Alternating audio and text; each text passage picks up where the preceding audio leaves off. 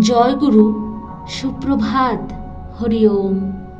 ওম অখণ্ড সংহিতা বা অখণ্ড মণ্ডলেশ্বর শ্রী শ্রীমৎ স্বামী স্বরূপানন্দ পরমহংসদেবের অমৃতময় উপদেশবাণী, দ্বাদশ খণ্ড। দেবতা হও।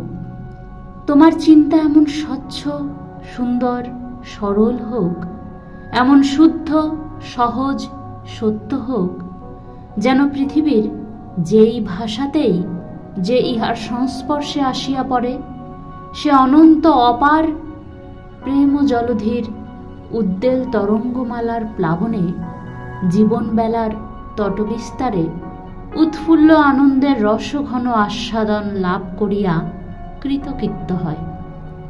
তোমার জীবন এমন সরল, অনাড়ম্বর, নিরভিমান হোক, যেন নিখিল বিশ্বের প্রতিজনকে স্পর্শ করিয়া যে দিব্য চিন্তা অনেক সাধনায় মানবের জীবনে ফুটিয়া ওঠে, তাহা বিনা কঠোর সাধনায়, বিনা উৎকট তপস্যায় তোমার মধ্যে সহজাত সম্পদের মতন ফুটিয়া ওঠে।